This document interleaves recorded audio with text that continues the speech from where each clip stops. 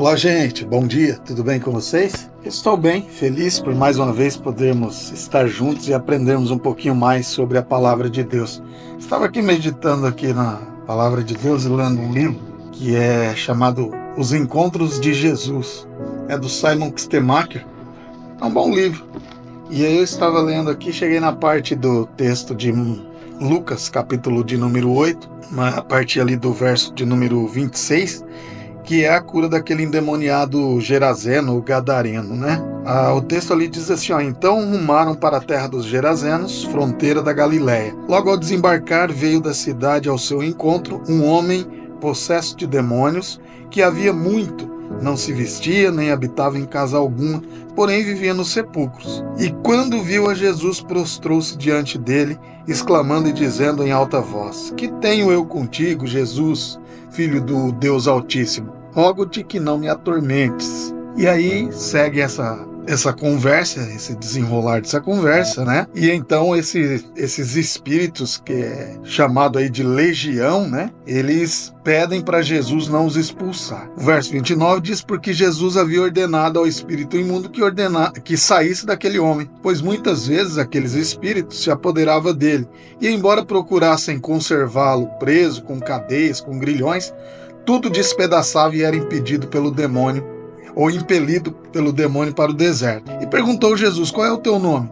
Ele respondeu, a legião, porque tinha entrado nele muitos demônios. Rogavam-lhe que não os mandasse sair para o abismo. Ora, andava por ali, no monte, uma grande manada de porcos. E então eles rogaram que Jesus permitisse que eles entrassem naqueles porcos.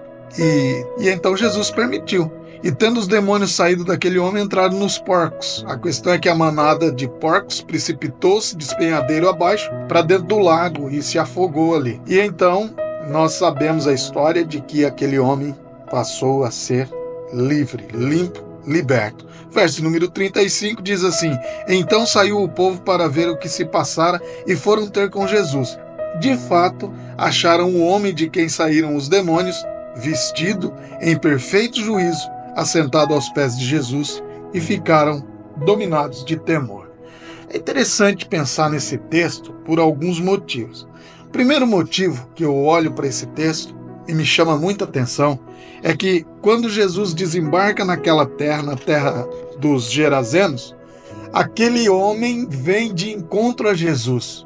Aquele homem estava possesso por uma legião de demônios. E aquele homem vem e se prostra diante de Jesus. Primeira regra é que os demônios, e o texto diz isso, né? Os demônios, eles reconheceram Jesus. Eles sabiam quem era Jesus. Eles sabiam de onde vinha Jesus. E então, eles se renderam, eles já sabiam o que ia acontecer com ele. Mas em segundo lugar, o que me chama muito a atenção é que, mesmo aquele homem estando possesso por uma legião de demônios, mesmo aquele homem tendo sido preso por grilhões, por correntes, né? E viver nu, gritando, aquele homem causava uma dificuldade extrema para aquela região. Não havia nada que fizesse aquele homem ter sossego. Tanto que ele vivia ali perto dos sepulcros, ali, se machucando, se ferindo. A esperança do povo daquela terra é que aquele homem, em alguma data, viesse a se ferir de maneira fatal e morresse. Porque não havia mais nada a ser feito por aquele homem.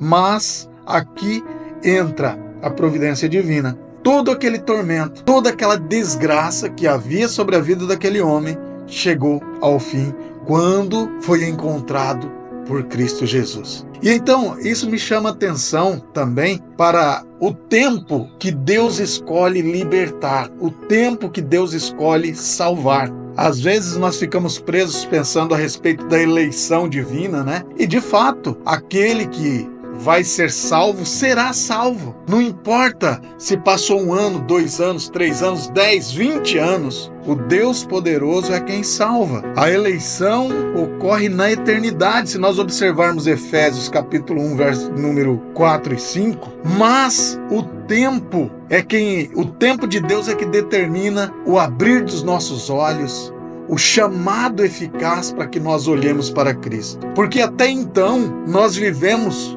mortos espiritualmente, mortos em nossos delitos e pecados. E era assim que aquele endemoniado vivia. Efésios capítulo 2, os versos 1 e 3, diz que nós vivemos conforme o mundo, sob o domínio de Satanás. E nós estamos andando segundo as vontades dele. E é por isso que aquele homem vivia daquela forma. Ele não conhecia Cristo, ele não tinha o seu coração regenerado, e pelo contrário, ele sofria não só opressão demoníaca, mas possessão demoníaca. Coisa louca, né? E então, sob o domínio de Satanás, a vida daquele homem era expressa numa tragédia para todos que viviam à sua volta. E por isso nós precisamos orar, clamando a Deus que o poder do Espírito Santo venha abrir os olhos daqueles que ainda não conhecem a Cristo Jesus.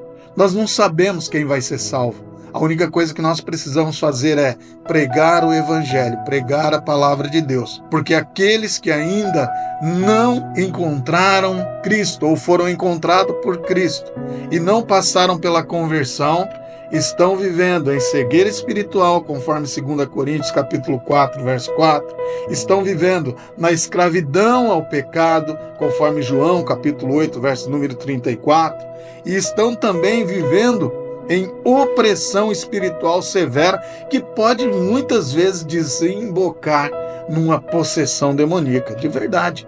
Então, aqui nós percebemos que há esperança para o pior dos piores. Aquele homem vivia abandonado por tudo e por todos, até o dia em que o Senhor Deus disse, chega. E aquele homem teve a sua vida liberta e transformada. Cristo Jesus chegou, os demônios saíram, a liberdade brilhou para aquele homem e a paz no coração dele habitou, porque Cristo Jesus, no poder do Espírito Santo, assim o fez. Nós precisamos orar, precisamos pregar o Evangelho, porque assim como aquele endemoniado Gerazeno ou Gadareno, há muitos no nosso país, na nossa cidade, e nós devemos levar a eles a palavra que liberta, que é Jesus Cristo. Bom dia, espero você no nosso próximo encontro, se assim o Senhor Jesus nos permitir. Um abraço e até lá.